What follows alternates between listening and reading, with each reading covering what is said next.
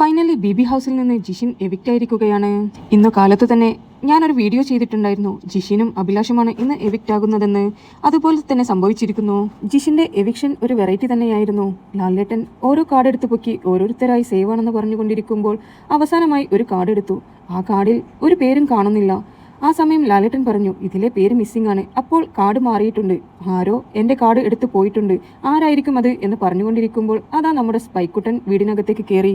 ആ സമയം ആവുമ്പോഴേക്ക് ബിന്നിയും ജിഷിനും മാത്രമായിരുന്നു ബാക്കിയുണ്ടായിരുന്നത്. സ്പൈക്കുട്ടന്റെ മേൽ അറ്റാച്ച് ചെയ്ത് വെച്ചിരിക്കുന്ന കാർഡ് നെവിൻ എടുത്തു. എന്നിട്ട് ആ കാർഡ് ആർക്കെങ്കിലും കൊടുക്കാൻ പറഞ്ഞപ്പോൾ നെവിൻ അത് ജിഷിന് കൊടുത്തു. ജിഷിൻ ആ കാർഡ് ഓപ്പൺ ചെയ്ത് നോക്കുമ്പോഴാണ് ജിഷിനാണ് എവിക്റ്റ് ആയിരിക്കുന്നത് എന്ന് അതിൽ എഴുതി വെച്ചിരിക്കുന്നത്. ഹൗസ്മേറ്റ്സിനെല്ലാവരോടും യാത്ര പറഞ്ഞുകൊണ്ട് ബിബി ഹൗസിൽ നിന്ന് ഇറങ്ങുവാൻ പറഞ്ഞു. ജിഷിൻ ആ സമയം നേരെ റൂമിലോട്ടേക്ക് ഓടി. എന്നിട്ട് ബെഡിൽ സൂക്ഷിച്ചു വെച്ചിരുന്ന ഒരു ചോക്ലേറ്റ് എടുത്ത് എല്ലാവരുടെയും വായിൽ വെച്ചു കൊടുത്ത് എല്ലാവരെയും കെട്ടിപ്പിടിച്ച് പറഞ്ഞു, എനിക്ക് നിങ്ങളെ എല്ലാവരെയും ഒരുപാട് ഇഷ്ടമാണ്.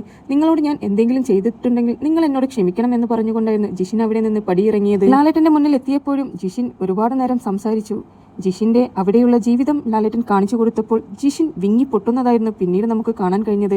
സത്യം പറഞ്ഞ ബിബി ഹൗസിൽ നിന്ന് ഇറങ്ങിയതിൽ വളരെ വിഷമം ജിഷിൻ ഉണ്ടായിരുന്നു. അത് ജിഷിന്റെ കണ്ണുകളിൽ നിന്ന് തന്നെ നമുക്ക് കാണാൻ കഴിയുന്ന ഒന്നായിരുന്നു. അങ്ങനെ ബിബി ഹൗസിൽ ഇനി ജിഷിൻ ഉണ്ടാവുന്നതല്ല. കൂടുതൽ ബിബി അപ്ഡേറ്റ്സ് അറിയുവാൻ ചാനൽ സബ്സ്ക്രൈബ് ചെയ്ത് സപ്പോർട്ട് ചെയ്യുക.